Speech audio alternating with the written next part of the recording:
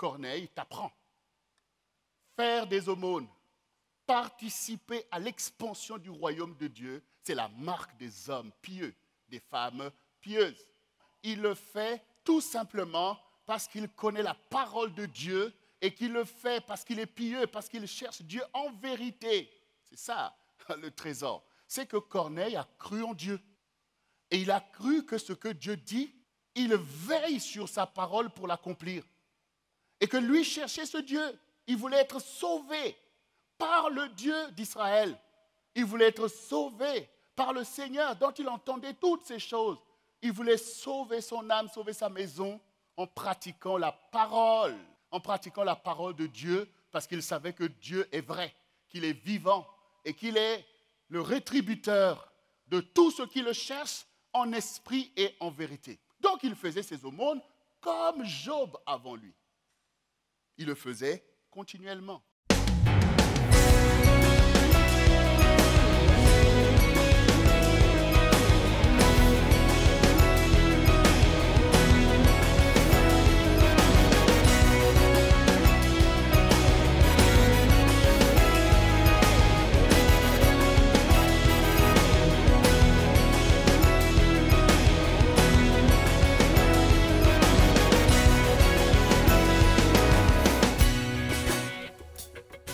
Nous allons faire une bonne lecture de cette histoire qui se trouve dans le livre de Actes des Apôtres au chapitre 10.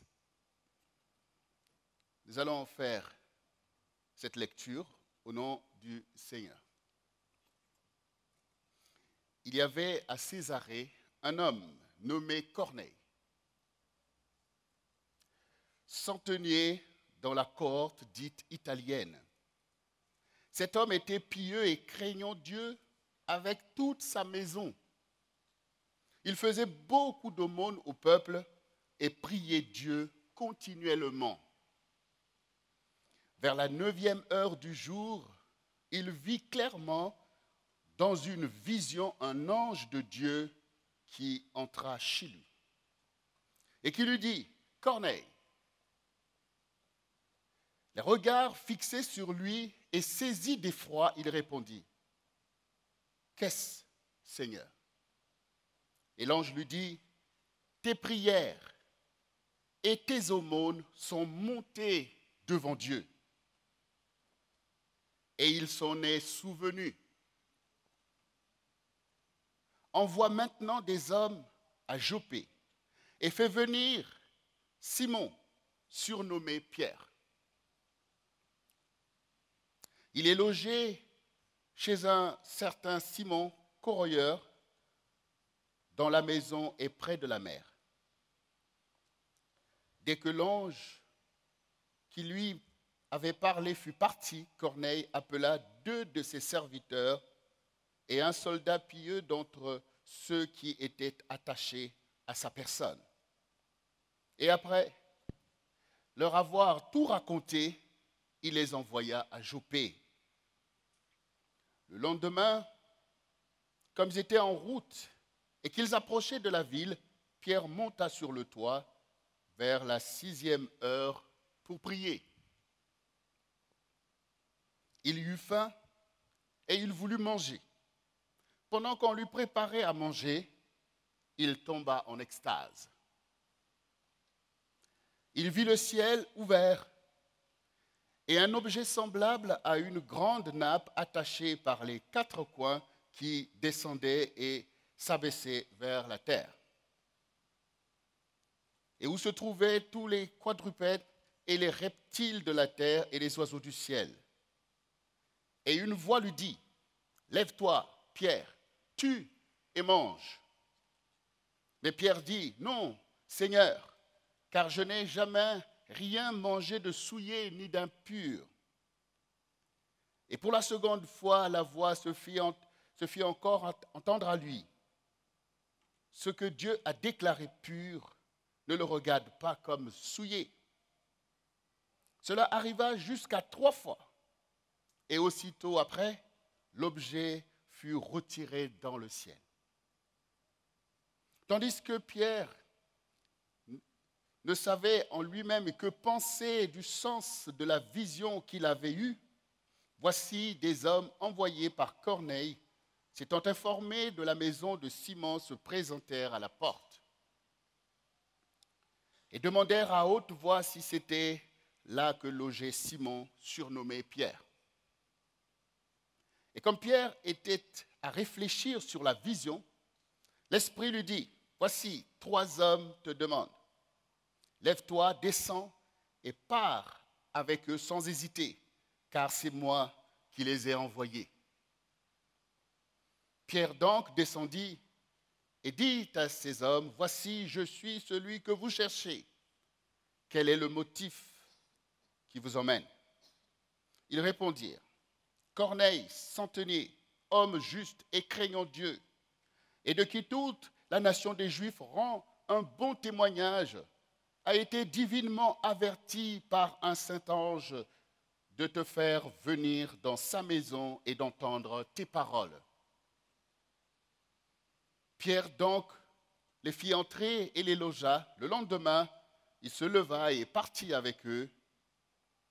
Quelques-uns de ses frères de Joppé l'accompagnèrent. Ils arrivèrent à Césarée le jour suivant. Corneille les attendait. Il avait invité ses parents et ses amis intimes. Lorsque Pierre entra, Corneille, qui était allé au-devant de lui, tomba à ses pieds et se prosterna. Mais Pierre le releva en disant, « Lève-toi, moi aussi, je suis un homme. » En conversant avec lui, il entra et trouva beaucoup de personnes réunies. Vous savez, leur dit-il, qu'il est défendu à un juif de se lier avec un étranger et d'entrer chez lui.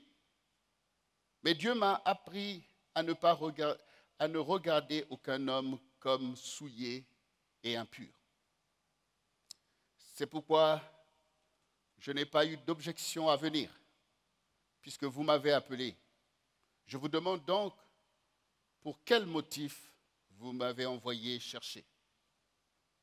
Corneille dit, il y a 4 jours, à cette heure-ci, je priais dans ma maison à la 9e heure, et voici, un homme vêtu d'un habit éclatant se présenta devant moi, et il dit, Corneille, ta prière a été exaucée, et Dieu s'est souvenu de tes aumônes. Envoie donc à Joppé, et fais venir Simon, surnommé Pierre. Il est logé dans la maison de Simon Corroyeur, près de la mer. Aussitôt j'ai envoyé vers toi, et tu as bien fait de venir. Maintenant donc, nous sommes tous devant Dieu pour entendre tout ce que le Seigneur t'a ordonné de nous dire. Alors Pierre, ouvrant la bouche, dit, en vérité, je reconnais que Dieu ne fait point exception de personne, mais qu'en toute nation, celui qui le craint et qui pratique la justice lui est agréable. Il a envoyé la parole aux fils d'Israël en leur annonçant la paix par Jésus-Christ, qui est le Seigneur de tous. Vous savez ce qui est arrivé dans toute la Judée après avoir commencé en Galilée et à la suite du baptême que Jean a prêché. Vous savez comment Dieu a oint du Saint-Esprit et de force Jésus de Nazareth, qui allait de lieu en lieu faisant du bien et guérissant tous ceux qui étaient sous l'emprise du diable, car Dieu était avec lui. Nous sommes témoins de tout ce qu'il a fait dans le pays des Juifs et à Jérusalem. Ils l'ont tué en le pendant au bois. Dieu l'a ressuscité le 3e jour et il a permis qu'il apparût, non à tout le peuple, mais aux témoins choisis d'avance par Dieu, à nous qui avons mangé et bu avec lui après qu'il fut ressuscité des morts. Et Jésus nous a ordonné de prêcher au peuple et d'attester que c'est lui qui a été établi par Dieu, juge des vivants et des morts. Tous les prophètes rendent de lui le témoignage que quiconque croit en lui reçoit par son nom le pardon des péchés. Comme Pierre prononçait encore ces paroles, le Saint-Esprit descendit sur tous ceux qui écoutaient la parole. Tous les fidèles circoncis qui étaient venus avec Pierre furent étonnés de ce que le don du Saint-Esprit était aussi répandu sur les païens. Car ils les entendaient parler en langue et glorifier Dieu. Alors Pierre dit, peut-on refuser l'eau du baptême à ceux qui ont reçu le Saint-Esprit aussi bien que nous? Et il ordonna qu'ils fussent baptisés au nom du Seigneur, sur quoi ils les prièrent de rester quelques jours auprès d'eux. Amen. Voici donc cette histoire du chapitre 10 des Actes des Apôtres. Alors, quels sont les trésors et quel est le message pour toi? Parce que c'est le message pour l'Église qui est ici contenu. Premièrement, il nous est parlé donc d'un homme non juif, parce qu'il était romain, faisant partie de toutes ces cohortes qui ont été envoyées pour tenir effectivement ce pays assujetti sous la volonté de Rome. Donc c'était un soldat qui était chargé de faire régner l'autorité de Rome sur les enfants d'Israël. Mais qu'est-ce que Dieu dit de lui? Dieu atteste au travers de ce que nous venons de lire que c'était un homme pieux. C'est ce qui d'abord que tu dois retenir. Il y a homme et homme. Peu importe ce que tu fais, peu importe ce que tu es, Dieu lui-même sait mettre chacun à sa place. Et ça nous rappelle qui dans la Bible? Ça nous rappelle Job, qui était aussi un non-juif, mais qui connaissait Dieu et qui faisait les mêmes choses. Ça veut dire qu'il était pieux, ça veut dire qu'il cherche la parole, il veut marcher par la parole, il veut apprendre les voies du Seigneur. Et il craignait Dieu. Cela veut dire qu'il ne veut pas marcher par ses pensées, ni par la volonté des hommes. Mais en toute chose, il cherche à être guidé par Dieu. C'est ça, craindre Dieu. Est-ce que ce que je fais, Dieu en est content? Est-ce que Dieu ne va pas tirer vengeance? Est-ce que je suis dans les voies du Seigneur? C'est ça, craindre Dieu. Donc, il craignait Dieu. Mais ce qui est important pour toi, c'est de savoir que là, il ne fait pas partie d'une assemblée pour dire qu'on l'a tellement enseigné, on l'a tellement fait telle chose. C'est que tu dois reconnaître qu'en tant qu'homme, Dieu t'a donné de l'intelligence pour considérer les choses, pour discerner les choses et ne pas te laisser avoir par des modes de ta génération, par des ambiances, par un statu quo que souvent le diable a mis pour pouvoir formater les gens, fonctionner comme des moutons dans des choses sans considérer ce qui est devant toi. D'abord, le Seigneur même dit observe la nature, elle va t'enseigner. Donc Corneille, il n'a pas fait comme les autres soldats romains qui se disent c'est nous, le royaume qui domine, tout ça c'est des esclaves, pour les mépriser. De là à aller même écouter leur Dieu, mais non, ce n'est pas possible. Mais lui, il avait ouvert son intelligence. Je suis peut-être venu en mission, mais je suis venu sur une terre de connaissance. Je suis venu sur une terre de découverte. Je vois ce que je vois, j'entends ce que j'entends. Ceci mérite plus d'attention. En tant que Romain, il a des millions de dieux. Oui. Sa culture lui impose des milliers de dieux.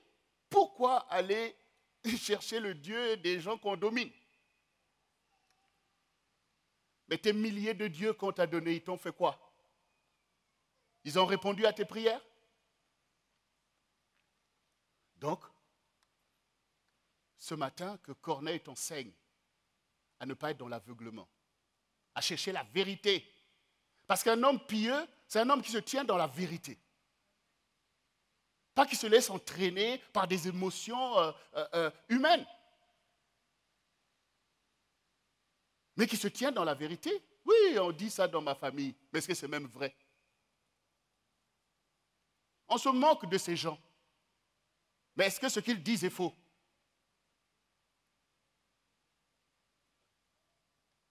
Est-ce qu'Israël n'a pas de Dieu? Est-ce que ce n'est pas le seul Dieu qui a donné une vraie loi? Qui a déclaré les vraies paroles, les lois et les enseignements? Zeus a fait quoi? Mars a fait quoi? Tout ça, c'est de l'intrigance pour se donner la motivation d'aller dominer sur les gens. Corneille l'a compris. Ce n'est pas parce que tu es employé quelque part que tu dois faire tous les forfaits de là où tu es.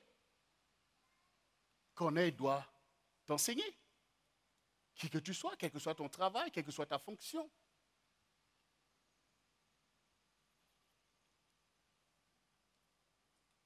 Pour réaliser le sens de la vie, Corneille est un homme pieux. Et il faut que toi, tu sois un homme, une femme, un homme pieux, une femme pieuse. Aimant la vérité et cherchant la vérité de toute chose, tu vas finir par la découvrir. Parce que Dieu a mis au-dedans de l'homme de l'intelligence et de la sagesse pour conquérir la vérité. Et c'est ce que Corneille nous enseigne ce matin. Deuxièmement, oui, il est pieux, il aime la vérité, mais à quoi il est appliqué? Il nous est dit qu'il faisait des aumônes au peuple. Il faisait des aumônes. Ça veut dire qu'en cherchant la vérité, il a trouvé le vrai Dieu, qui n'est pas son Dieu, mais il l'a trouvé. Et donc, du coup, il a cherché dans la parole ce que disait ce Dieu pour lequel ce peuple juif était si farouche. Était un peuple qu'on ne pouvait pas dominer malgré toute la force militaire, mais ils ont une identité, ils ont un Dieu. Et ils sont prêts à se battre et à mourir pour ce Dieu. Donc, ce qui est important, c'est de savoir qu'est-ce qu'il dit, ce Dieu qu'on ne voit pas. Qu'est-ce qui atteste cette force, cette puissance? Donc, il a appris à lire la loi des enfants d'Israël.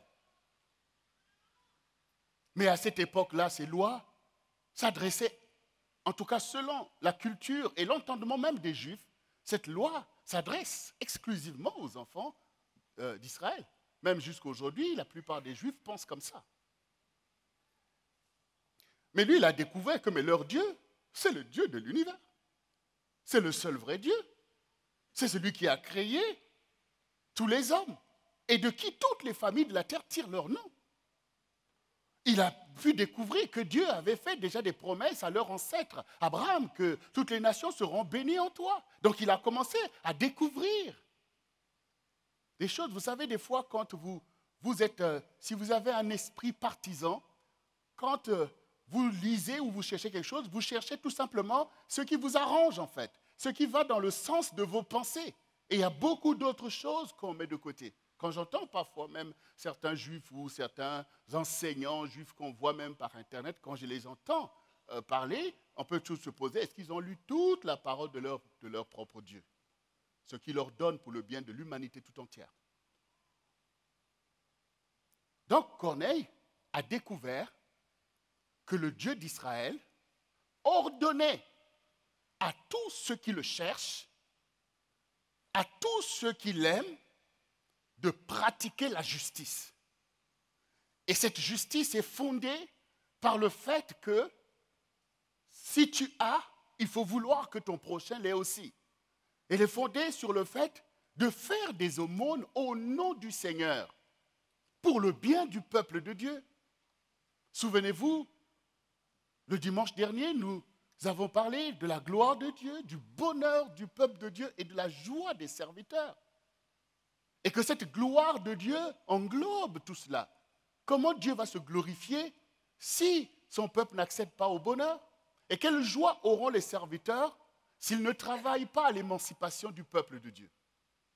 Donc, on voit bien que Corneille, qui n'était pas peut-être comme toi enseigné à longueur de journée, avait déjà compris l'essentiel. C'est-à-dire que mais Dieu demande des aumônes.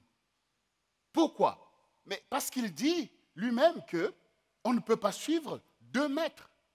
Ça veut dire que sur la terre, il y a Mammon qui régit tous les principes économiques pour pouvoir te tenir dans l'avidité, dans l'orgueil, dans l'égoïsme, pour pouvoir assujettir les autres, que c'est des misérables. Donc il a compris que non, ce n'est pas la justice. Pourquoi? Parce que la terre appartient à Dieu et que tout ce qu'elle renferme lui appartient, les hommes, les bêtes et les choses.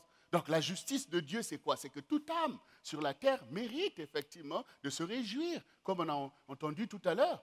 Et aider une âme affamée mérite de recevoir quelque chose à manger parce que Dieu a été généreux pour tout ce qu'il a fait sur la terre. Mais les plus forts soutiennent les plus faibles. Donc, Corneille fait des aumônes. Alors qu'il pouvait s'exempter de ces choses. Ce n'est pas à moi que Dieu a parlé. Je ne suis pas juif. Ce n'est pas mon Dieu. Et puis de rester là. Mais non, il a dit non, non, non. C'est Dieu qui a parlé. C'est la justice. Cette parole nous incombe à nous tous. Peut-être que ces juifs-là, ce n'est pas mon peuple. Mais c'est le peuple de Dieu. Vous voyez?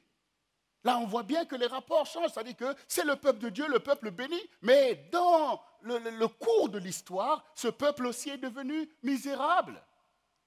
L'Église est quand même née au milieu de tout ça. Et donc, quelqu'un comme Corneille avait compris de secourir, en fait, le peuple de Dieu en difficulté. Il faisait des aumônes. Il envoyait des aumônes à Jérusalem, aux saints, à toutes ces personnes. C'est pour ça qu'il est dit plus tard qu'un pieux de qui toute la nation rend un bon témoignage. C'est-à-dire que les Juifs rendaient un bon témoignage de lui, de Corneille. Pourquoi? Parce que, oui, Corneille agissait. Ils ont rendu hommage de ce qu'ils ont reçu. Peu importe ce qu'on pense de vous, mais si on reçoit de toi quelque chose, il faut être totalement manipulé par Satan pour ne pas reconnaître que cette personne t'a fait du bien. Donc, Corneille t'apprend. Faire des aumônes, participer à l'expansion du royaume de Dieu, c'est la marque des hommes pieux, des femmes pieuses. Et ça n'a rien à voir avec ce que l'on voit que, oh, un tel a fait et tout. Parce que quand Corneille était en train de faire ces choses, il était chez lui, il faisait ces choses. Il n'était pas parmi même les saints qui étaient déjà réunis pour dire, oh frère un tel, ah, vraiment ce que tu fais, on le voit et tout ça. Non, il le fait tout simplement parce qu'il connaît la parole de Dieu et qu'il le fait parce qu'il est pieux, parce qu'il cherche Dieu en vérité. C'est ça le trésor. C'est que Corneille a cru en Dieu. Et il a cru que ce que Dieu dit, il veille sur sa parole pour l'accomplir. Et que lui cherchait ce Dieu. Il voulait être sauvé par le Dieu d'Israël. Il voulait être sauvé par le Seigneur dont il entendait toutes ces choses. Il voulait sauver son âme, sauver sa maison en pratiquant la parole. En pratiquant la parole de Dieu parce qu'il savait que Dieu est vrai, qu'il est vivant et qu'il est le rétributeur de tout ce qui le cherche en esprit et en vérité. Donc il faisait ses aumônes comme Job avant lui. Il le faisait continuellement. Est-ce que toi qui m'entends aujourd'hui, tu penses que Dieu a cessé de recevoir des aumônes? Tu penses que Dieu n'a plus besoin des corneilles pour le bonheur de son peuple, pour l'avancement de son Église? Ce n'est pas des aumônes que tu fais ni au pasteur, ni à qui que ce soit, mais à ton Dieu, pour ton Dieu. D'ailleurs, certainement, il a bien lu cette parole qui dit, celui qui prête aux pauvres, celui qui donne aux pauvres, prête à Dieu.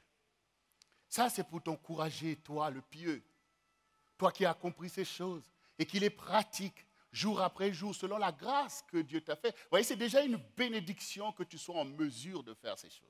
C'est déjà la bénédiction de ton Dieu, que tu sois capable de faire ces choses. Après, on peut dire, mais oui, il fait parce qu'il peut le faire. Mais qu'est-ce que maman prend dans nos mains? Parce qu'il y a beaucoup, bon, tu n'as rien à donner à ton Dieu, tu viens devant Dieu les mains vides, parce que sur le coup, tu te séduis, mais Seigneur, tu vois. Mais le Seigneur voit aussi tout ce que tu donnes à maman. Il le voit. Tes aumônes, c'est pour maman. Dès qu'il y a des choses de vanité, boum. Dès que c'est des plaisirs, tu es capable d'aligner, de signer, de faire ces choses. Dieu le voit. Dieu le voit. Mais toi aussi qui persévères dans l'obéissance et dans les voies du Seigneur, Dieu aussi te voit. Parce qu'effectivement, à un moment donné, on peut avoir le sentiment de se dire, mais ce que je fais, ça sert à quoi? Je n'en reçois pas un retour, personne n'est venu m'acclamer, personne n'est venu me féliciter. Médite l'histoire de Corneille et même l'histoire de Job. Médite bien. Parce que dans l'histoire de Job, tu peux te dire, mais pourtant j'obéis au Seigneur, pourtant je fais toutes ces choses, je prie pour mes enfants, mais pourquoi il m'arrive de tels malheurs? Où est Dieu? Où est Dieu dans tout ça? Mais l'histoire de Job aussi t'enseigne qu'il est Dieu assis sur le trône et qu'il n'y a rien qui lui échappe et qu'il manifeste sa gloire selon ses propres principes et ses propres lois. Donc revenons à notre ami, à notre frère Corneille. Corneille pratique des aumônes et le peuple en est béni. Comme aujourd'hui aussi, il y a des hommes et des femmes qui pratiquent dans l'Église des aumônes, qui interviennent, qui honorent Dieu avec leurs biens et qui le font d'une façon déterminée parce qu'ils savent que c'est la loi de Dieu et que ça permet d'avancer. Et que le Seigneur soit béni pour toutes ces personnes, mais qu'il soit béni aussi pour ceux qui accèdent à la connaissance au travers de ce message, pour qu'il y ait effectivement dans l'Église du Seigneur des Corneilles faisant l'œuvre de Dieu en apportant au Seigneur tout ce qui est nécessaire pour l'avancement de son royaume sur la terre comme nous le savons. Et que faisait encore Corneille? À quoi il était appliqué? Là, on parle d'application. C'est-à-dire que ce n'est pas quelque chose qu'on fait à la légère. C'est quelque chose qu'on fait parce que c'est ta pratique. C'est en ça que tu es pieux aussi. Et le Seigneur Jésus disait, celui qui entend mes paroles ne les met pas en pratique est comme une maison bâtie sur le sable. Toi aussi, tu as pu faire quelque chose, mais tu ne l'as pas fait comme Corneille le fait, comme Corneille le faisait.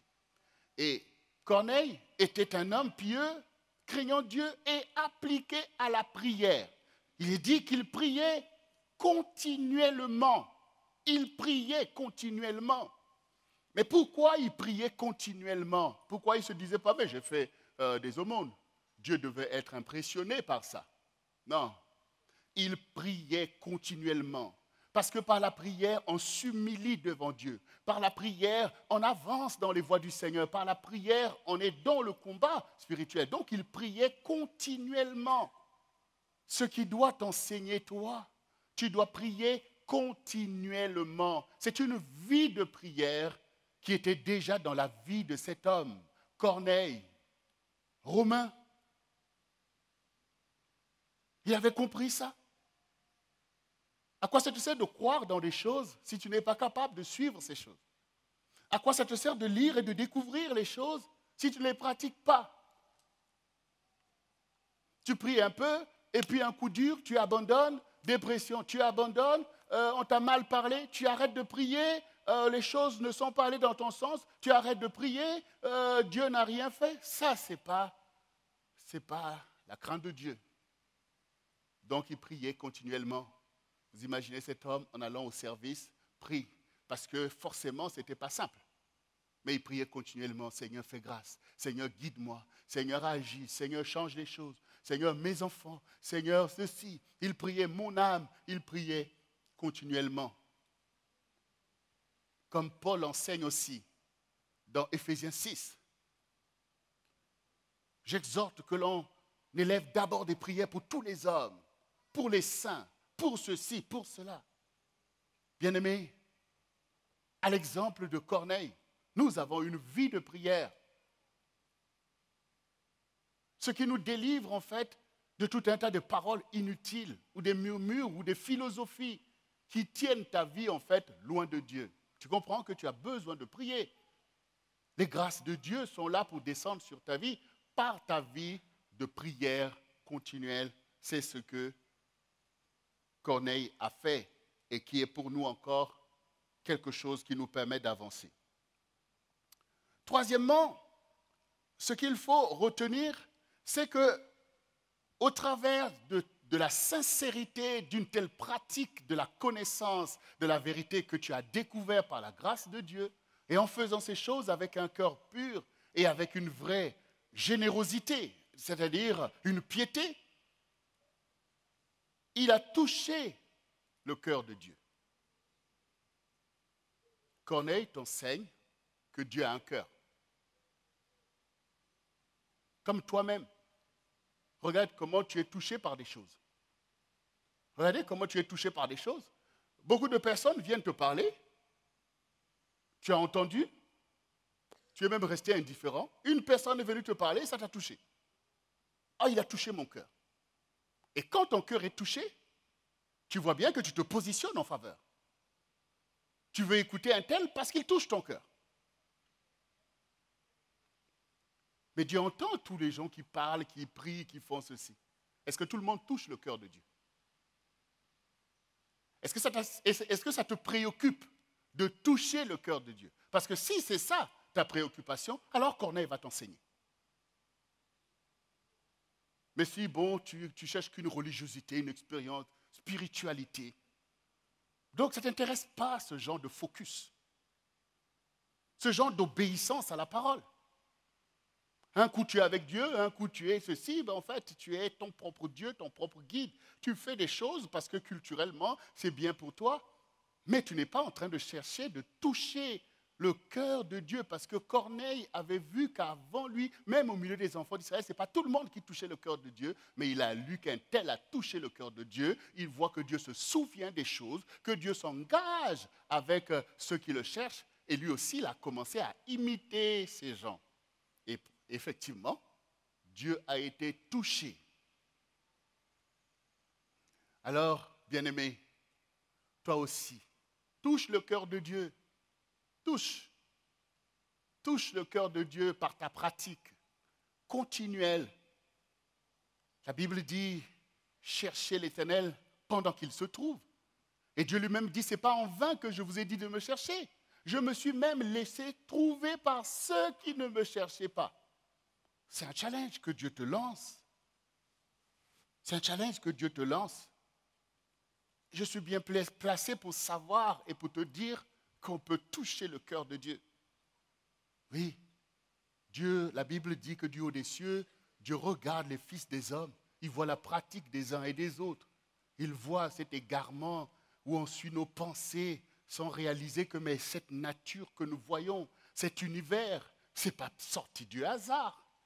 Il y a forcément Dieu qui a créé et qui a une attente. Et cette parole que Dieu a donnée à Israël et aux apôtres, mais c'est une parole qui défie, qui dépasse tout ce que les hommes peuvent écrire, leur génie ou leur philosophie. C'est une parole sainte. Pour te dire, voici une voie pour moi.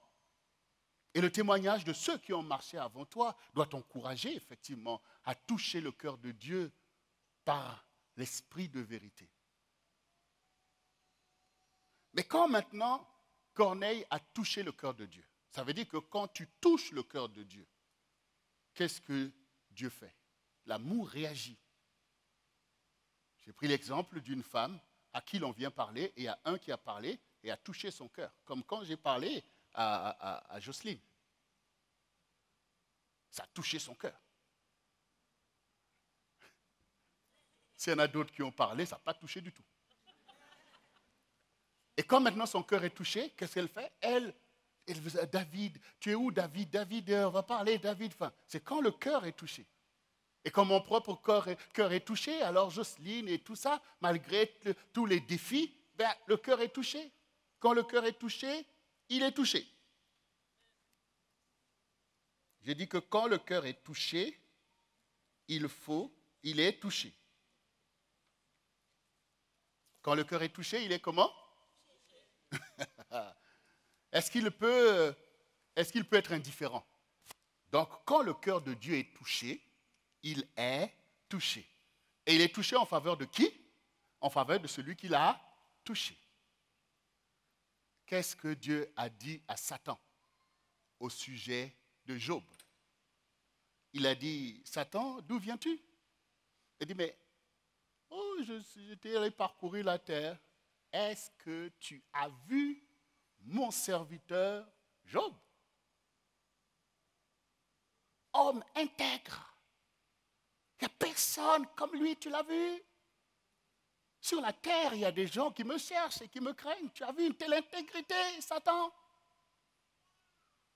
Donc vous imaginez que Corneille était dans la même situation devant Dieu.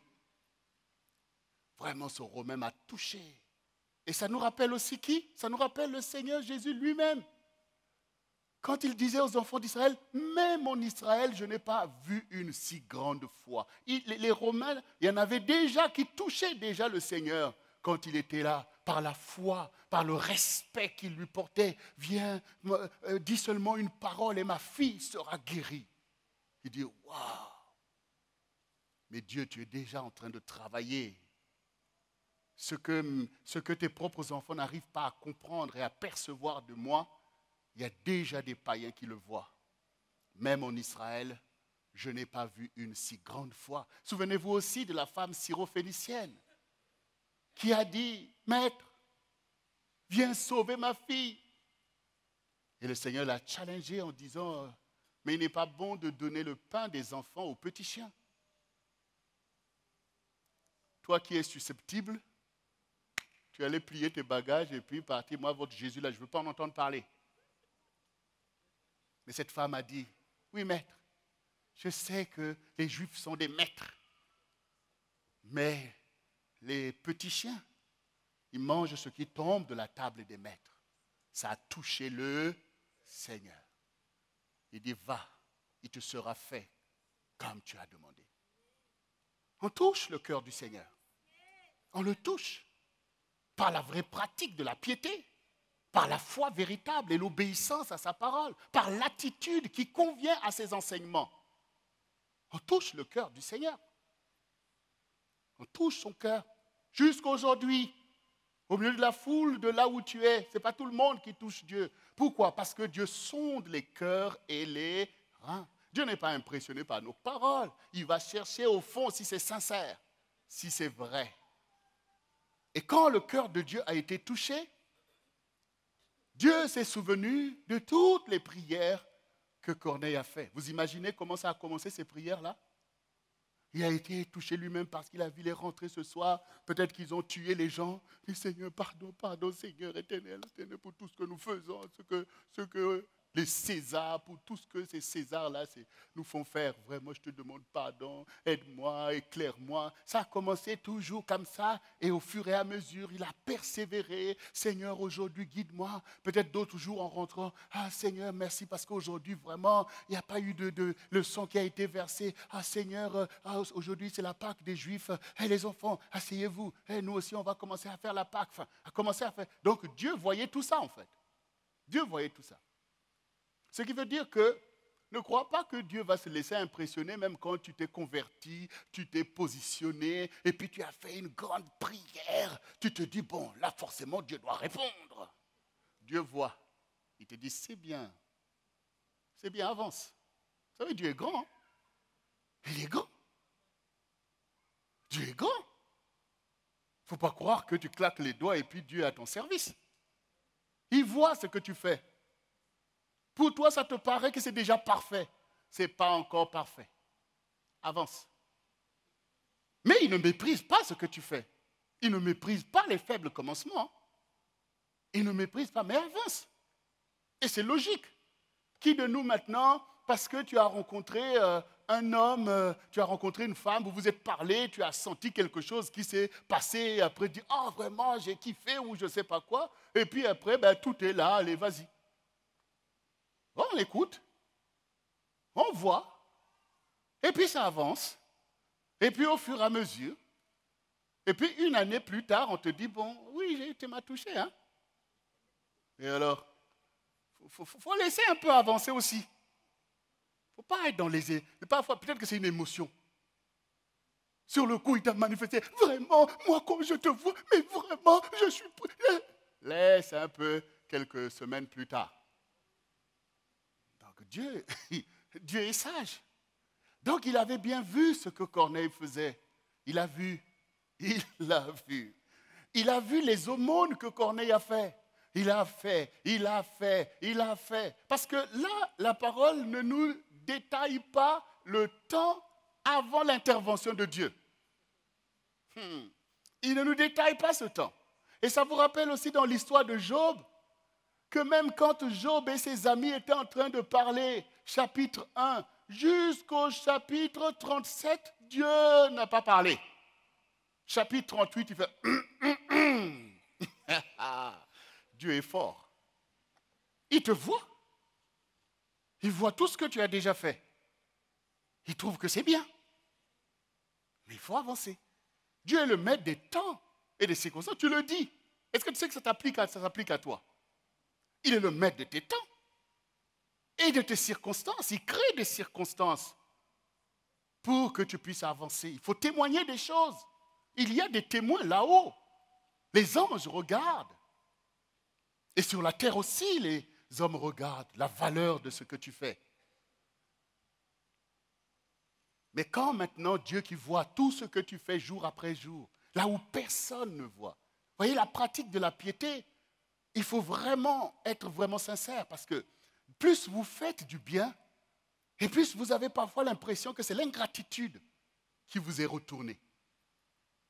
Comme si c'est silence. Personne ne reconnaît la valeur de ce que tu fais. Là, ça devient intéressant pour Dieu. Parce que ça permet à Dieu de savoir pour qui tu le fais. Mais souvenez-vous même dans l'histoire de la prière.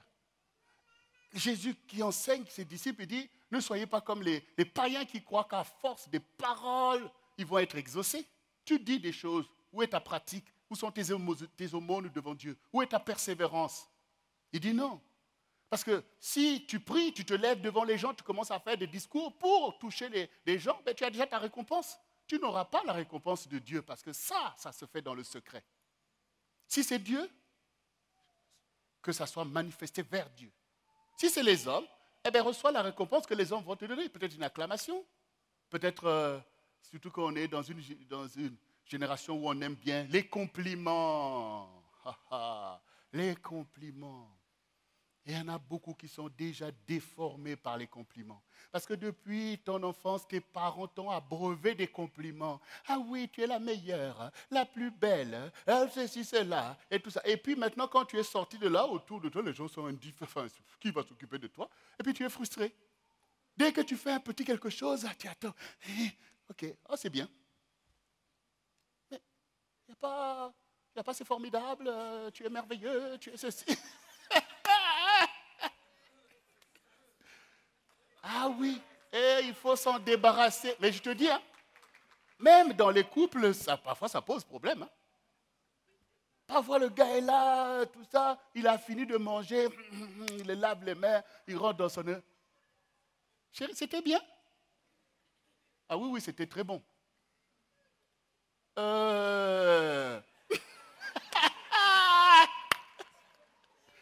Non, mais c'est des déformations qui sont là. C'est des déformations. Il y a besoin d'apprendre la modération. Parce que ce n'est pas parce que quelqu'un te fait tous les compliments du monde qu'il apprécie aussi comme tu l'entends. Lui aussi, il a été formé à ça. Mais ça ne veut pas dire que ce n'est pas bon de faire le compliment. Oui, mais sauf qu'on est libre dans tout ça. Mais on peut aussi savoir la vérité. Bon, en tout cas, Dieu a vu ce que Corneille a fait. Et maintenant, quand le temps est accompli pour lui, quand il dit, voilà, Corneille a agi, il a persévéré, il m'a cherché, et là maintenant il m'a trouvé et je veux le lui faire savoir. De l'autre côté, voici Pierre,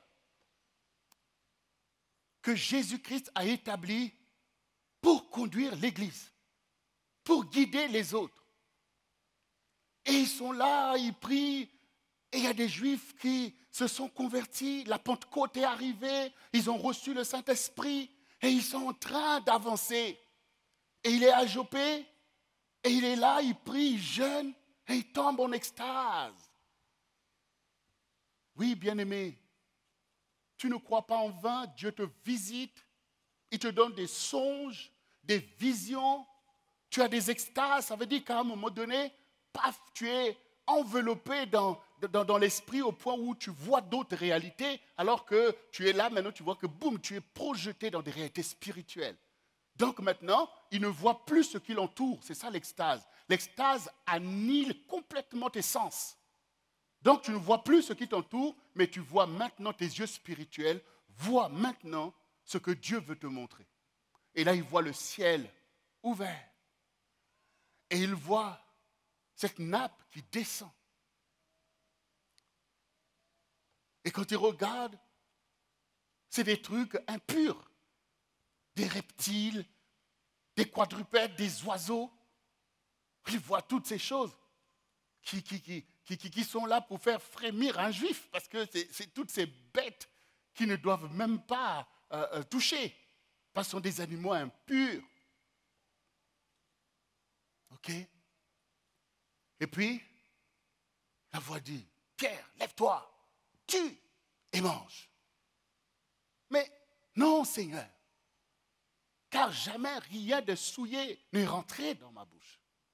À ça, j'aimerais que ça puisse aussi vous interpeller. Parce qu'il y a des chrétiens qui pensent que quand les apôtres se sont rassemblés avec le Saint-Esprit et ont ordonné à l'Église de ne pas assujettir l'Église de toutes sortes de lois qui leur ont été données, mais de leur dire de ne pas manger le sang et des viandes sacrifiées aux idoles, ainsi que l'impudicité, il y en a qui pensent que les apôtres marchaient n'importe comment. Ils pratiquaient la loi des Juifs. C'est ce qu'il témoigne lui-même. Je n'ai jamais rien mangé d'impur. Donc on voit bien que le Seigneur lui-même pratiquait ces choses. Ils sont donc légitimes, véritablement, dans les révélations qu'ils ont apportées. Parce qu'ils ont été capables de recevoir de Dieu que par la volonté de Dieu qu'ils mangent tout ce qui se vend au marché. Ça ne pouvait pas venir d'eux-mêmes. Ça ne pouvait pas venir d'eux-mêmes. Je ferme la parenthèse. Tu et mange. N'oubliez pas qu'avant, il est dit que Pierre a eu faim et qu'on était en train de lui faire à manger.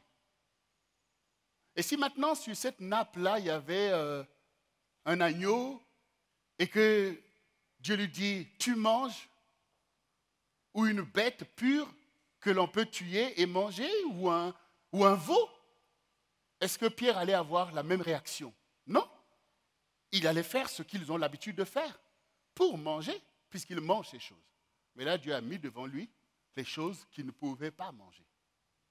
Et Dieu lui dit, mais ce que Dieu déclare pur, tu ne peux pas le regarder comme souillé. Cela veut dire que oui, il y a ton regard, mais il y a le regard de Dieu. Qui va se convertir? C'est Dieu ou toi? Voilà, c'est ça les vraies questions qu'il y a là. C'est Dieu qui doit guider ton regard. C'est Dieu qui doit guider tes pensées. Il y a plein de choses dans lesquelles vous avez déjà des œillères. Vous êtes déjà enfermé dans une culture. Ah oui, c'est comme ça. Ah oui, c'est comme ça. C'est oui, c'est... Mais les choses que tu pratiques, c'est bien Dieu qui te les a dit de pratiquer. On dit bien qu'il est le maître des temps. Mais là, maintenant, le Seigneur, voyez, fait déjà un travail de conversion chez Pierre. Ce n'est pas parce que tu connais les choses de Dieu ou que tu es serviteur de Dieu que Dieu ne va pas continuer à te faire tomber les écailles de tes yeux pour que tu fasses son œuvre. Donc on voit bien. En fait, pendant que Corneille est toujours en train de prier, pendant qu'il est toujours en train de faire des aumônes, Dieu s'est déjà levé pour Corneille et il est déjà en train de travailler. Quand vous avez fait attention à ce qu'on a lu, Pierre, à la 6e heure, Pierre est monté et il a vu la vision. À la 6e heure. Quand vous avez entendu le témoignage de Corneille devant Pierre, il a dit il y a 4 jours. À 4 jours, à la 9e heure. À la 9e heure, un ange l'a visité. Donc, à la 6e heure, la vision de Pierre Et Dieu lui a parlé. Et on voit bien que Pierre médite le sens de la vision. C'est pour ça que tu reçois parfois des choses, mais tu as besoin de les comprendre. Et en quelque sorte, 3 heures plus tard, l'ange a visité Corneille. Et Dieu est déjà en train de travailler avant, en ta faveur. Il est déjà en train de transformer Pierre en ta faveur. Et finalement, un ange qui rentre.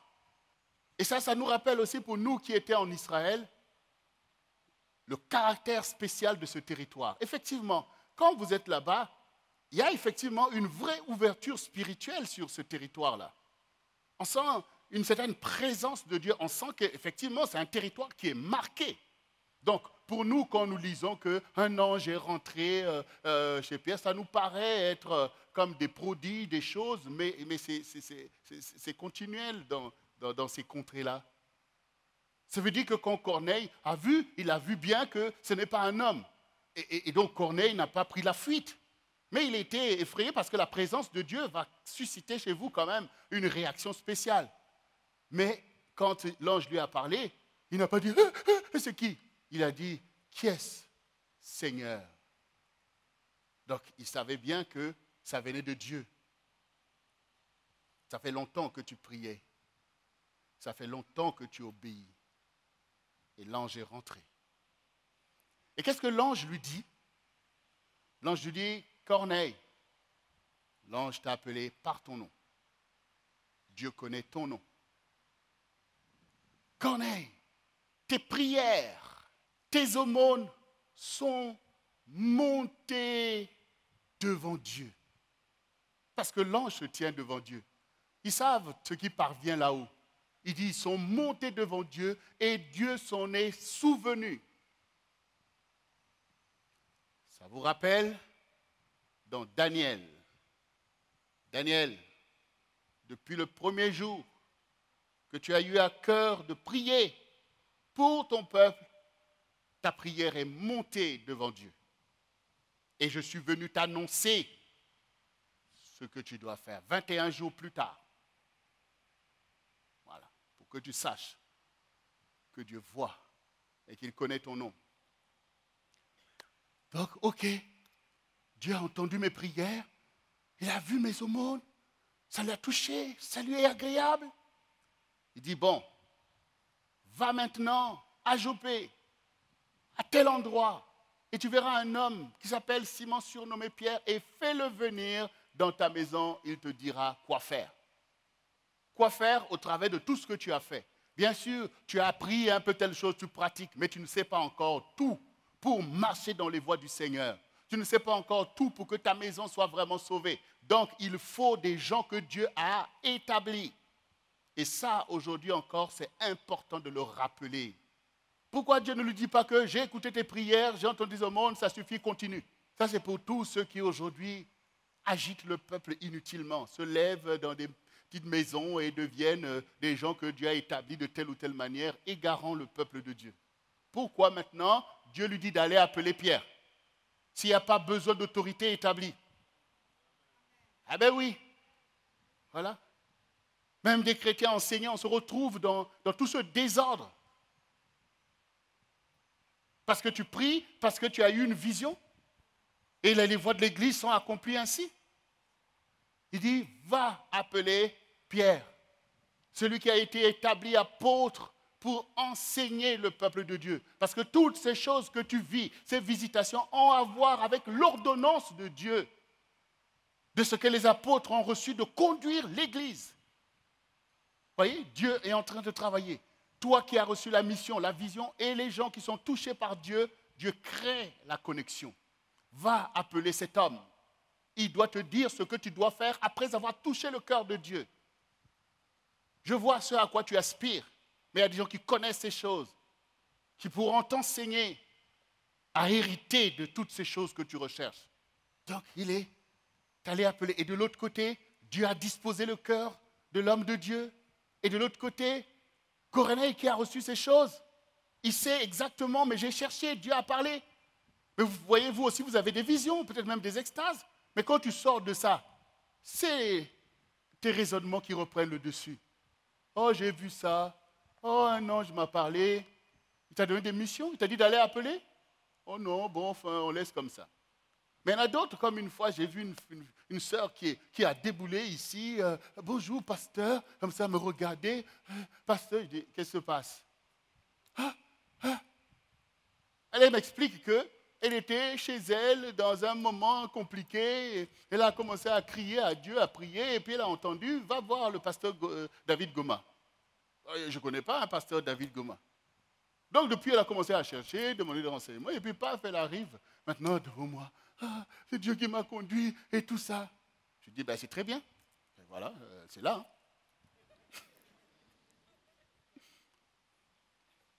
Après, bon, c'est clair qu'on a échangé ce jour-là. Je ne sais pas si elle est restée, combien de temps et tout ça, ou si finalement elle est repartie. Et ça arrive souvent des choses comme ça. Dieu m'a parlé, Dieu m'a montré, il m'a montré que c'est toi. Oui, c'est vrai, Dieu t'a montré. Mais est-ce qu'on suit ces choses comme étant des vraies indications de Dieu? Mais parce que tu peux venir et ne pas... Peut-être que tu as rencontré au CRC quelqu'un dans la tête, tu n'as pas parlé. Ou quelqu'un t'a mal reçu et tout, mais est-ce que ça abolit la directive du Seigneur?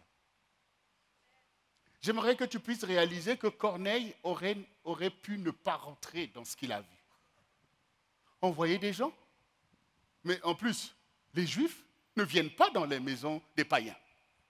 Donc ce que j'ai reçu là, non, c'est pas... Non, mais... Et pourtant tu as jeûné pour ces choses. Et quand Dieu te répond aussi clairement, tu laisses maintenant tes raisonnements, ton cartésianisme t'empêcher de pratiquer des choses de ton salut. Souvenez-vous de ce que Jésus disait aux enfants d'Israël. Il dit, Jérusalem, si tu savais les choses établies pour ta paix, si tu pouvais savoir ces choses. Donc Corneille, lui, il a obéi. Il a appelé 2 et 3 personnes, un soldat qui était à son service, qui était peut-être aussi un Romain comme lui. Il a dit, écoutez, j'ai quelque chose à vous dire. Le Dieu d'Israël m'a visité. Comme vous savez, je suis quelqu'un qui cherche Dieu. Là, vraiment, Dieu m'a parlé.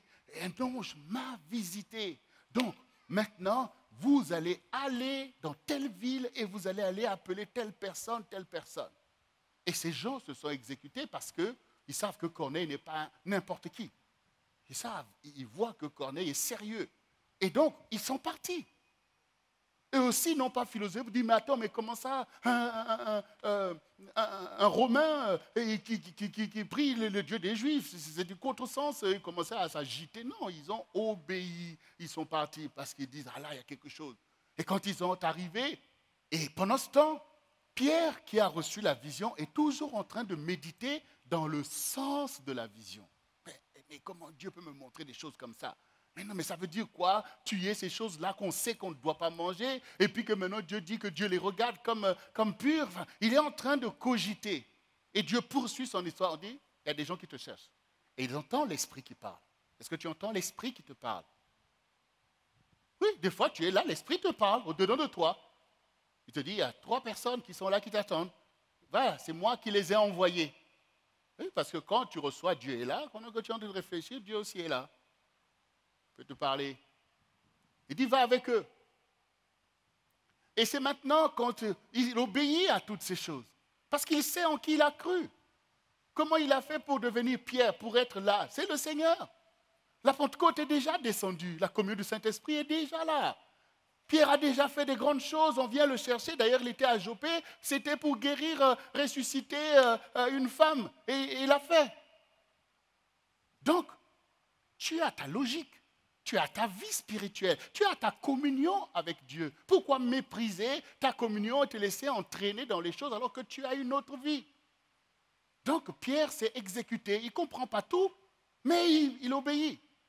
Et c'est quand maintenant il voit tout ça, il arrive qu'il comprend bien le sens de la vision. Ah, Dieu me préparait à ne pas regarder les païens comme des êtres impurs. Parce que Dieu ne les regarde plus comme ça. Parce qu'il était temps. Oui, parce qu'il était temps déjà. Mais ça faisait longtemps que Dieu avait déjà établi cette évidence. Quand vous lisez les recommandations du Seigneur aux enfants d'Israël, même depuis l'Égypte, les ordonnances qu'ils ont reçues, c'était pour éclairer le monde. Il y avait déjà tout ça. Mais ils se sont cristallisés sur leur vie, leur tribu et toutes ces choses.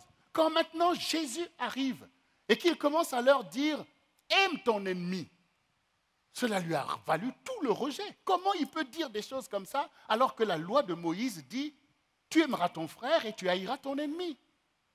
Comment il vient nous enseigner? On voit déjà le divorce était déjà là, alors que Dieu est en marche.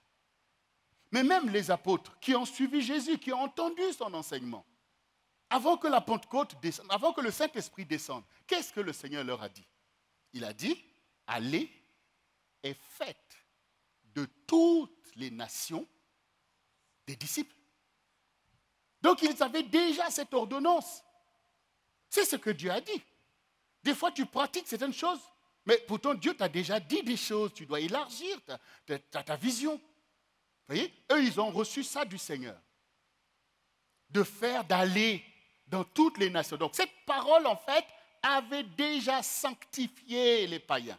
Cette parole avait déjà sanctifié les païens. Ça veut dire que dans la vision que tu reçois, dans les choses que tu entends, il y a déjà la bénédiction des gens même que tu ne regardes pas, mais sauf qu'au quotidien, tu n'arrives pas à rentrer vraiment dans la parole. Mais les apôtres ont été envoyés vers les nations par le Seigneur. Il dit avant, je vous ai envoyé vers les enfants d'Israël, ils ont fait ce qu'ils ont voulu, ils vous ont rejeté, mais maintenant cette parole sera prêchée en Judée, en Samarie, jusqu'aux extrémités de la terre. C'est ce que le Seigneur leur dit quand il a dit, vous recevrez une puissance, le Saint-Esprit survenant sur vous, et vous serez mes témoins à Jérusalem, en Judée, en Samarie, où se trouvaient déjà en Israël les païens, et puis jusqu'aux extrémités de la terre. Donc la parole était déjà là, le chemin était déjà là.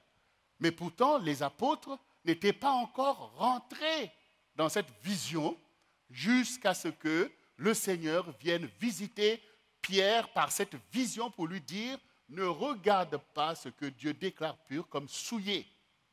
Et donc, du coup, maintenant, Pierre arrive chez Corneille. Pierre arrive chez Corneille par la volonté de Dieu. Ne sachant pas qu'est-ce qu'il va aller faire, pourquoi Dieu demande ces choses, mais il voit que Dieu a orchestré les choses de façon qu'il ne peut pas se défiler. Et donc, il se retrouve chez Corneille. Et pendant ce temps, ça fait 4 jours que Corneille a reçu la visitation et qu'il attend. Il attend Pierre. Il attend quelqu'un qui va venir lui annoncer la parole de Dieu. Donc, il est dans cette attente-là pendant 4 jours. Parce qu'entre Joppé et Césarée, il fallait marcher. Il fallait 2 jours de marche pour pouvoir qu'il puisse arriver là où était Corneille. Et bien sûr, quand il est arrivé, qu'est-ce qu'il a trouvé? Il a trouvé Corneille qui attend, positionné exactement comme Dieu a dit. Mais quand il est arrivé maintenant, il rentre dans la maison de Corneille, tu t'attends peut-être à rencontrer quelqu'un qui va te raconter des choses, à qui tu vas parler. Paf, quand il rentre, il voit des gens réunis, sa famille et ses amis intimes. Ça veut dire des personnes qui lui faisaient confiance, qui étaient eux aussi des Romains, des gens peut-être de la contrée. Il les a fait venir, il les a fait asseoir, parce que Dieu va envoyer un serviteur de Dieu ici. On voit déjà Corneille appliquer à comprendre le salut de ceux qui l'entourent, le salut des gens que tu connais, que tu as réussi à dire, venez chez moi à telle heure, venez bien-aimé, venez Yassine, tu les prépares, vraiment on va avoir la visite d'un homme important, voilà ce qui m'est arrivé, venez. Et donc il a travaillé Corneille, il a organisé.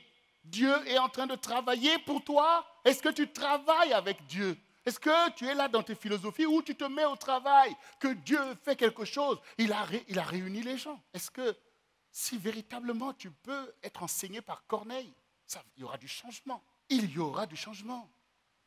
Dans la vie, il faut être généreux. La bénédiction de Dieu n'est pas limitée.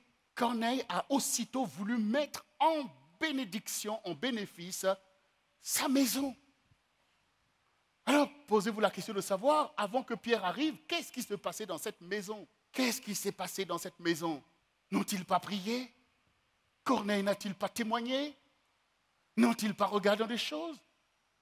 Mais en tout cas, quand Pierre arrive, il est surpris de voir ce rassemblement, de voir toutes ces personnes, peut-être des Romains, qui étaient là, non pas pour venir malmener les Juifs, mais assis en train d'attendre qu'un Juif vienne leur parler du vrai Dieu.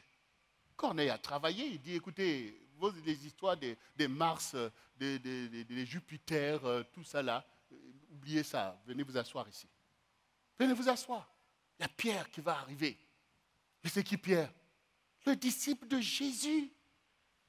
Jésus, celui qui a été crucifié, mais il est ressuscité, il est Dieu. Donc, Corneille a travaillé. C'est ça le témoignage. Tu attends quoi pour témoigner? Tu attends quoi pour pouvoir que ton témoignage commence à bénir autour de toi?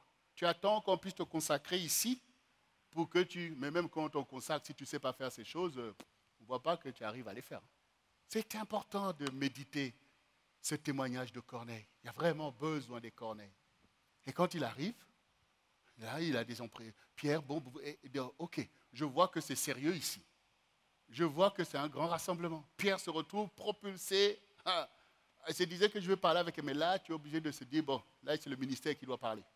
C'est le ministère qui doit parler parce que du coup, il y a un rassemblement qui est là. Je dis, mais vous savez que ce n'est pas permis à des Juifs, tout ça, mais c'est Dieu qui m'a forcé en fait à venir. Bon, alors, dites-moi maintenant, pourquoi vous m'avez fait appeler? Et puis, Corneille, tranquillement, rappelle les choses, tac, tac, tac, tac, tac, et puis il lui dit, maintenant, nous sommes tous réunis devant Dieu pour écouter ce que Dieu a mis dans ton cœur pour nous annoncer. Ça veut dire que tu es là en tant que ministre de Dieu. Nous te recevons comme tel. Nous sommes prêts à obéir à ton enseignement parce que ce n'est pas un homme qui t'a envoyé chercher, c'est Dieu lui-même qui te connaît et qui t'a qualifié à ces choses. Et nous sommes prêts à écouter parce que c'est de Dieu que nous allons recevoir. Et ça vous rappelle quoi?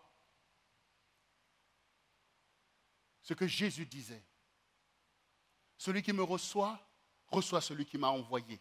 Votre maison vous serez laissée déserte jusqu'à ce que vous sachiez dire, béni soit celui qui vient au nom du Seigneur. Pierre a été reçu au nom du Seigneur. Cela vous rappelle que celui qui reçoit un prophète en qualité de prophète reçoit la récompense du prophète. Corneille a maîtrisé toutes ces choses rapidement et par l'esprit qui est déjà en train de travailler en lui pour lui donner une telle disposition. Et donc, du coup, Pierre s'est lancé. Voilà ce qui s'est passé. Dieu a envoyé Jésus-Christ. Il a établi Seigneur. Voici ce qu'il a fait. Il est ressuscité. Nous avons mangé avec lui. Et le Saint-Esprit est descendu.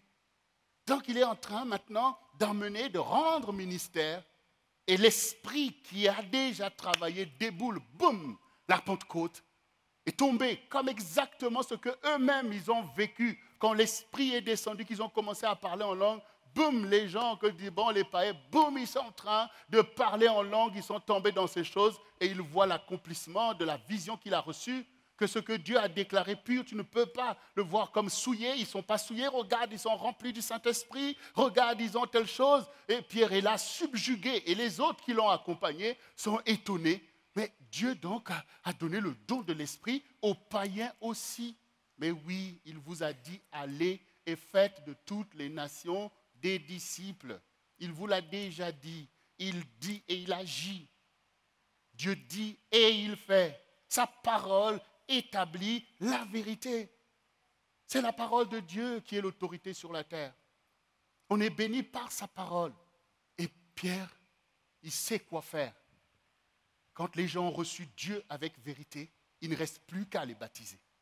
Là, il n'y a pas de catéchisme. Hein? Ah oui. Ça, c'est pour tous ceux qu'on arrête.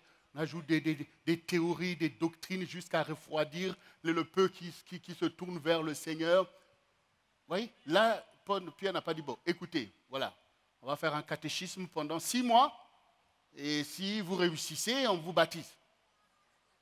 Non, bien-aimé, on est là pour servir le Seigneur en esprit et en vérité, et avec puissance.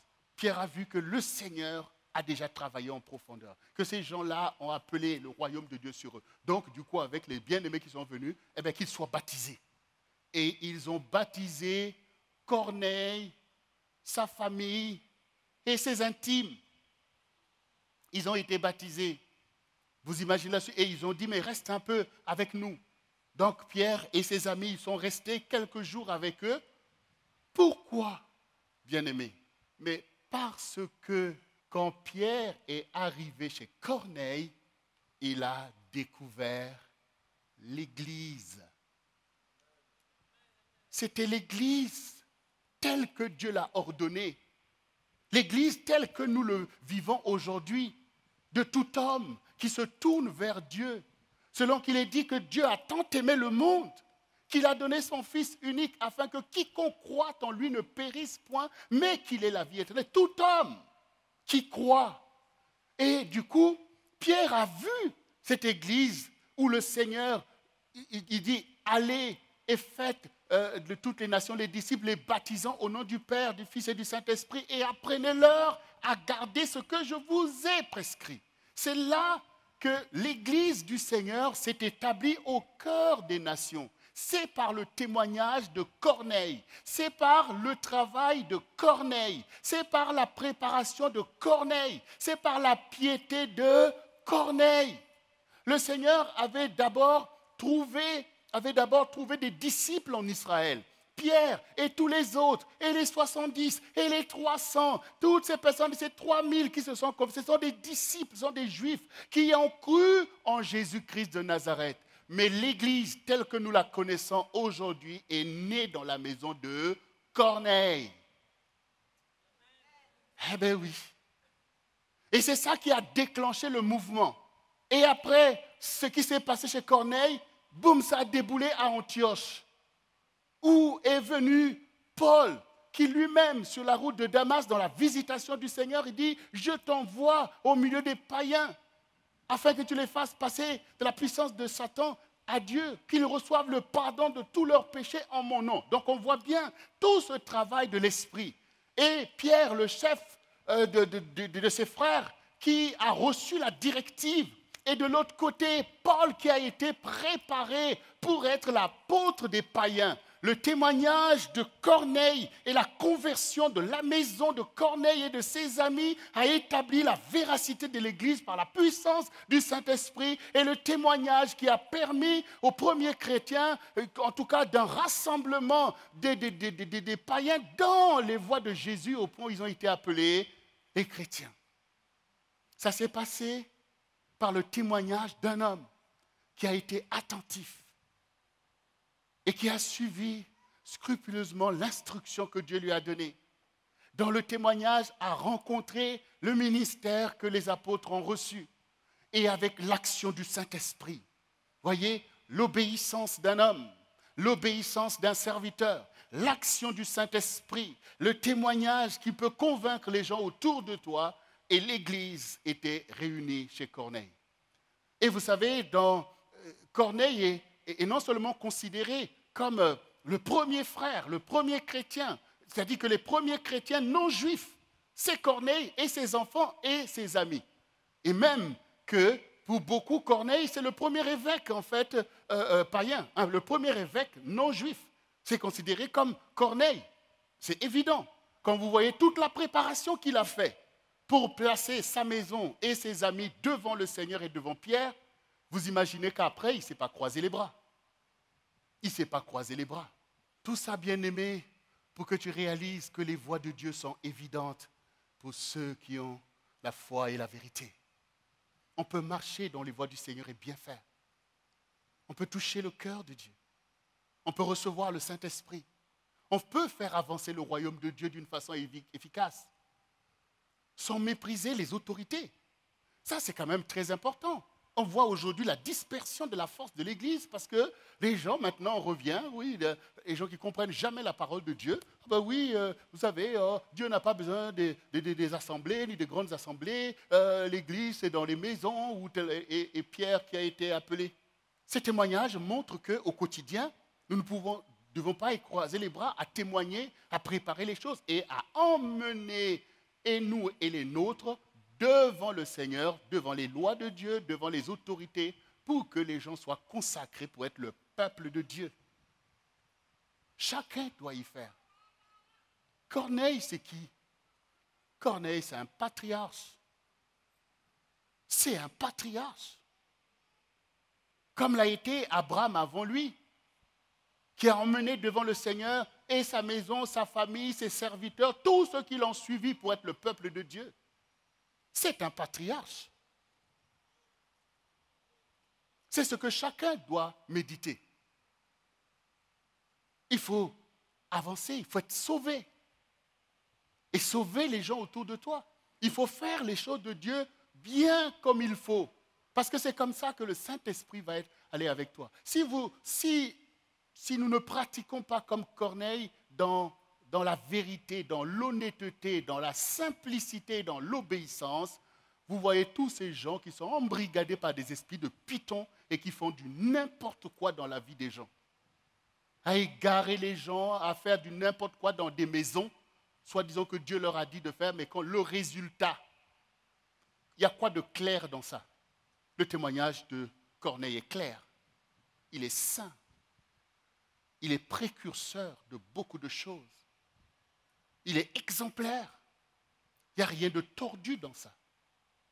Il n'y a pas une volonté de puissance à dominer sur les gens, à vouloir écarter les gens du droit chemin sous prétexte que Dieu t'a envoyé faire. Mais fais des choses claires, on le verra. Ça sera toujours la contribution à la force du royaume de Dieu qui avance. Dieu reconnaît les gens qu'il a établis pour conduire le peuple de Dieu. Tu as peut-être une responsabilité de faire un pas, mais tu ne peux pas tout faire. Tu n'as peut-être pas reçu cette autorité comme Pierre. On peut commencer quelque chose, ça ne veut pas dire qu'on peut le terminer. Les voies de Dieu sont évidentes. Le Seigneur est là pour son royaume. Partout, ceux qui se lèvent dans la vérité en Jésus, il peut les utiliser. Et c'est le royaume. C'est le royaume.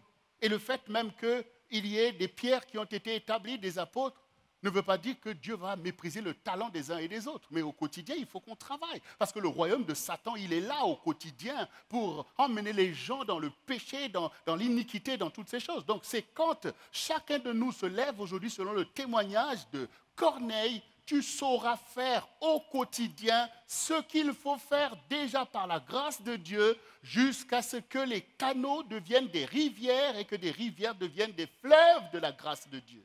Il y a tout simplement besoin des gens pieux. Il y a tout simplement besoin des femmes pieuses parce que l'Esprit travaille au quotidien. L'Esprit travaille au quotidien à sanctifier nos maisons, à sanctifier nos familles et même nos amis. Quand vous êtes connecté avec le Seigneur et que vous êtes connecté avec les gens, qu'est-ce que le Seigneur veut faire? Sinon, sinon que de les sauver. À moins que vous soyez dans la duplicité. Ça veut dire, un coup, Seigneur, je suis avec toi. Un coup, je suis dans le monde. Ça veut dire que quand tu es avec d'autres amis qui sont dans le monde, eh bien, vous êtes là en train de bavarder des choses qui n'ont rien à voir avec ton témoignage, parce que du coup, tu veux trouver un intérêt, peut-être dans le monde aussi. Et puis quand tu es avec les frères, Alléluia, Alléluia. Mais non, il faut être un. Il faut être un. Tu peux dire à tes amis, car bien aimé, vraiment, Dieu m'a fait grâce, vraiment, je cherche Dieu, voilà ce que Dieu a fait. Et Dieu va sauver aussi ces gens comme toi. Dieu va sauver aussi ces gens comme toi, bien-aimé. Alors, bien-aimé, que tous ces trésors du témoignage de Corneille viennent sur toi, sur ta maison, sur tes amis. Que le Seigneur se souvienne de toi, de tes aumônes, de tes prières continuelles. Que le Seigneur puisse te revêtir. Oui, être évêque, ce n'est pas compliqué. Un évêque est un ancien qui veille à la bonne marche spirituelle des choses.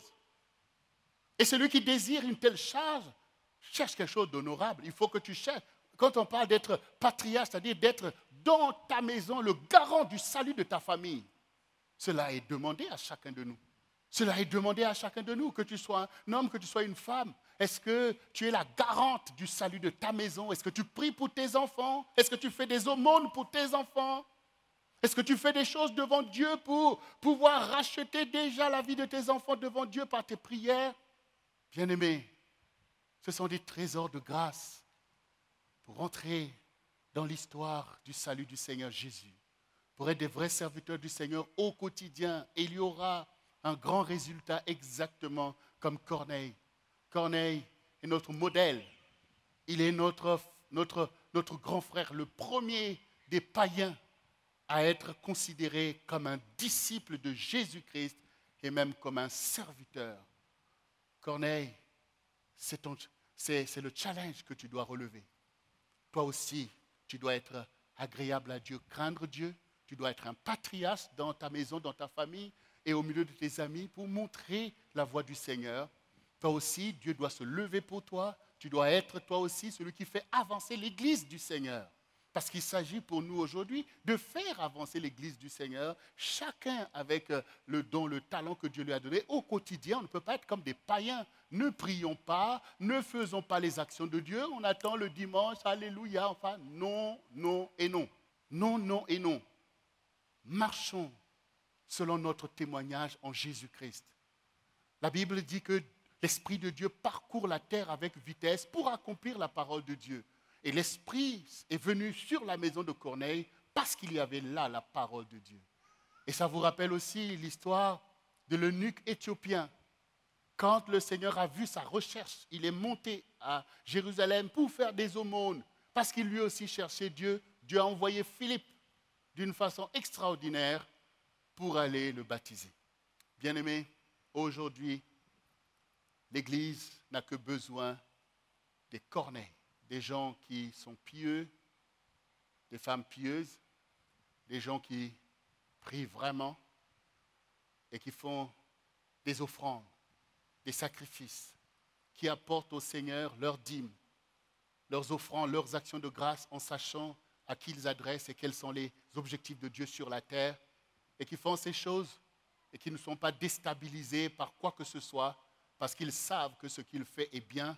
C'est ce qu'ont pratiqué ceux qui nous ont précédés. C'est ce qui établit la parole de Dieu et c'est ce que l'Esprit recherche. Mais des gens aussi qui apportent le témoignage, qui n'ont pas honte de témoigner de Jésus-Christ pour que beaucoup soient sauvés. Et des gens aussi dans un ministère comme le ministère du Centre du Réveil chrétien. Vous imaginez bien que Dieu a établi des serviteurs comme Pierre a été établi. Mais il faut tout simplement des Corneilles. Parce qu'au quotidien, nos familles doivent appartenir au Seigneur. Il y a un prolongement de l'action. Au quotidien, ce sont les Corneilles qui présentent les âmes, les vies devant les ministères, devant les serviteurs, pour qu'on leur dise ce qu'ils doivent faire. Vous voyez bien que c'est tout simplement ce que tu as besoin d'être. Un Corneille au quotidien, qui dispose ta famille, qui dispose les gens qui t'entourent. Viens écouter la parole de Dieu afin de savoir ce que tu dois faire dans tous les domaines de ta vie, dans le domaine professionnel, dans le domaine familial, dans tel domaine, tu as besoin de savoir l'enseignement du Seigneur, mais tu es un Corneille. Et ainsi le royaume est fort par la vérité. C'est ce que je te souhaite, bien-aimé, que tu sois un Corneille dans ta maison et dans l'Église. Tout cela se tient dans l'harmonie. Parce que ce n'est pas par volonté de puissance pour dire « Ah non, moi je domine sur ceux de ma maison et mes amis, comme ça c'est moi l'autorité. » Non, bien-aimé, l'autorité c'est le Seigneur. Mais nous devons bien travailler parce que le monde a besoin d'être sauvé. Et surtout notre génération. On voit bien le travail que Satan fait. Comment il organise, je ne peux même pas citer, je ne peux même pas dire des Corneilles dans ce côté. Il faut trouver un nom bizarre, des gens bizarres pour dire comment eux ils travaillent efficacement à emmener les gens vers Satan. Et pendant ce temps, vous croyez que Dieu va nous applaudir, nous agréer en restant là, alléluia, alléluia, sans pouvoir faire quelque chose au quotidien? Non, bien-aimé. Alors, ce matin, reçois ces choses comme un challenge de ton Dieu qui sait que toi aussi tu peux te lever comme Corneille et faire une œuvre puissante. Dieu en prendra plaisir et l'Église va avancer. Et il y aura le salut de beaucoup d'âmes bien-aimées. Que la grâce qui reposait sur Corneille, que la relation puissante entre le Seigneur et Corneille, que l'application de Corneille, que l'efficacité de Corneille soit notre vie aujourd'hui dans l'Église du Seigneur. Oui, on peut prier. On peut rassembler ses amis pour témoigner.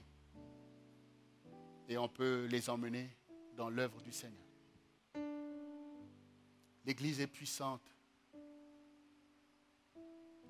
par l'action du Seigneur lui-même dans des vases d'honneur. Corneille, un vase d'honneur. Un témoin pour chacun de nous. Une pratique admirable. Et dans l'état d'esprit de Corneille, il ne tergiverse pas avec la vérité. Il n'est pas dans la confusion. Il sait reconnaître ce qui est bien et le pratiquer simplement, mais puissamment. Pour ceux qui étaient là vendredi, nous avons parlé du royaume de Dieu, le grain de sénévé, tout petit, qui est jeté dans un jardin et qui pousse et qui devient un grand arbre. Et les oiseaux du ciel viennent s'y abriter. Le royaume de Dieu ne vient pas de façon à frapper le regard. Il vient souvent dans l'indifférence de tout ce qui t'entoure. Mais si tu laisses le processus se poursuivre, tu seras une référence. Les âmes viendront s'abriter comme les oiseaux du ciel, comme toutes ces personnes qui sont venues s'abriter sous le témoignage de Corneille. Et Dieu qui cherche un peuple trouvera ce peuple au milieu de ça et il agira. Bien-aimés, il est temps pour nous de travailler. Nous savons que l'heure est avancée. Et comme disait le Seigneur dans ce passage, il faut, alors que l'on dit « va-t'en d'ici », parce que Hérode veut te tuer, il dit « allez dire à ce renard qu'il faut que je travaille aujourd'hui, que je travaille demain et le jour suivant, après j'aurai fini. » Toi aussi, tu dois travailler aujourd'hui et demain et le jour d'après. Parce qu'il viendra un jour où c'est fini. Mais comme nous l'avons dit, si la gloire revient au Seigneur, si le bonheur est pour le peuple de Dieu, la joie t'appartient. En tant que serviteur ou servant de Dieu, que tu entendes cette parole, entre dans la joie de ton serviteur, entre dans la joie de ton maître, bon et fidèle serviteur de Dieu, bon et fidèle servant de Dieu. Et si c'est là ton cas, si tu es le Corneille d'aujourd'hui ou la Corneille d'aujourd'hui, je te prie de te mettre debout parce que nous allons bénir le Seigneur pour une telle grâce sur nous et nous allons célébrer ce témoignage puissant qui est à la base de l'expansion de l'Église. Et aujourd'hui encore, cette puissance est là. Dieu fera de toi un Corneille. Dieu fera de toi une Corneille. Et il fera de nous un peuple de Corneilles. Et l'évangile va avancer puissamment. Et les familles vont être relevées et sauvées. Parce que c'est un message que Dieu t'a envoyé. Alors répète après moi, bien-aimé. Seigneur Jésus, Dieu de Corneille, je te rends grâce pour le témoignage et le message que tu as envoyé dans ma vie aujourd'hui. Je reconnais aujourd'hui que tu m'as appelé à ces choses. Car le Corneille d'aujourd'hui, c'est moi, Seigneur. Par la grâce que tu m'as fait de te connaître et de te faire connaître tout autour de moi. Voici, je me lève par la puissance du Saint-Esprit pour faire ton œuvre. Afin que les âmes soient sauvées. Afin que les âmes soient délivrées, Seigneur. Me voici devant toi. Je me lève, Seigneur, pour marcher dans une vie de prière continuelle. Car je prie parce que je connais que tu es Dieu. Et que par la prière, je suis en communion avec toi pour changer le cours de l'histoire et accomplir toutes tes volontés. Et je veux t'honorer avec mes biens, par mes aumônes, par mes dîmes, mes offrandes, mes actions de grâce. Je veux faire ce qui est bien dans ton Église et dans ton royaume éternel, afin que Mammon ne puisse pas régner sur moi. Car tu es le maître de l'or et de l'argent, et la terre est à toi, et tout ce qu'elle renferme t'appartient, les hommes, les bêtes et les choses. Et je vais pratiquer ta parole, car ta parole est la vérité. Je renonce aux philosophies de ce monde. Je renonce aux philosophies de séduction. Je veux me soumettre à ta parole, car ta parole est le rocher des siècles Je veux bâtir ma maison sur le roc afin que ma maison ne puisse pas s'effondrer. Et que moi et mes enfants, et les enfants de mes enfants, que nous servions l'Éternel de génération en génération. Moi et tous ceux qui m'entourent, car je n'ai pas honte de ton nom. Et je veux témoigner que toi seul es Dieu. Seigneur, oins-moi aujourd'hui, comme tu as oint Corneille, de puissance et de grâce, dans la vérité. Délivre-moi de tout ce qui veut me retenir dans les choses du monde éternel. Que ta sagesse vienne sur moi. Saint-Esprit, remplis-moi aujourd'hui et change les circonstances tout autour de moi. Je déclare que je suis libre en Jésus-Christ pour faire avancer les voies du Seigneur. J'accepte aujourd'hui la crainte de Dieu. Oui, Seigneur, je te crains, car c'est toi qui m'as formé dans le sein de ma mère. C'est toi qui es Dieu de toute l'humanité. Je renonce à Satan et à sa séduction, à ses oppressions et à ses iniquités. Je renonce à cela et je pratique ta justice et je me soumets à toi et j'enseigne tes voies à mes enfants et à tous ceux qui m'entourent, Éternel, car c'est ton peuple. Me voici, Seigneur. Fais ta volonté. Viens, Seigneur, et conduis ton Église, conduis ton peuple. Que ta joie soit notre force éternelle. Pardonne, Seigneur, toutes nos offenses. Écarte nos iniquités devant toi et jette-les dans l'océan de l'oubli. Que ceci soit un temps nouveau pour l'Église. Une Église puissante au quotidien. Partout où nous sommes dans nos maisons. Que la pratique de la piété soit manifeste afin que les âmes soient sauvées, Seigneur. Je te dis merci, Papa, pour la joie de l'obéissance que tu m'accordes dès maintenant et pour l'éternité. Gloire à toi, Seigneur.